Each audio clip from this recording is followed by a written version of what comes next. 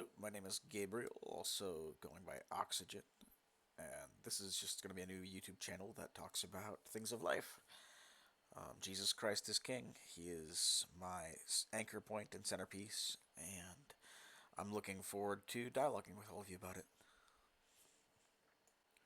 To jump right in, I am what is often called a red lettered Christian, although I do take the whole Bible into account when thinking about these things.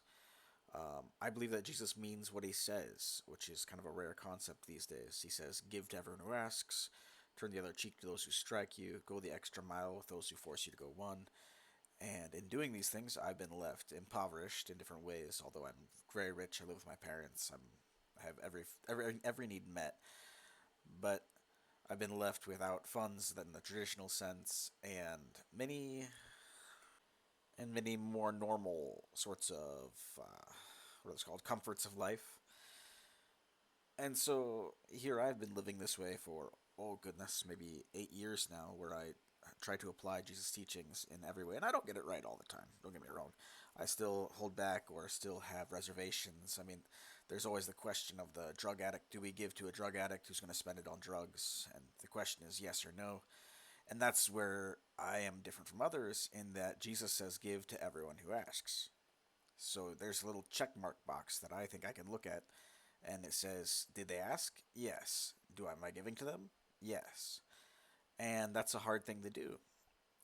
And I found that in obeying Jesus, really you get faster at giving to the point that you end up giving before those kinds of characters come around because you're already in an attitude of giving the whole time. But that's neither here nor there. This is just about the opening of a channel. Other things to apply is turning the other cheek. I mean, when Jesus says, or when we're insulted for the name's sake, how do we react? When insulted, do we react badly or positively? I mean, Jesus says, bless your enemies, pray for those who persecute you. And so I take that seriously as well. And these are just some sort of basic, notions. But in our society, it's actually kind of rare. And I just want to reiterate that we can take comfort that Jesus does say these things, that they are important to do, that we can do them, that they are possible and expected even of us. And if we're expected to do these basic things, why is it not done nor taught in the traditional Christian church?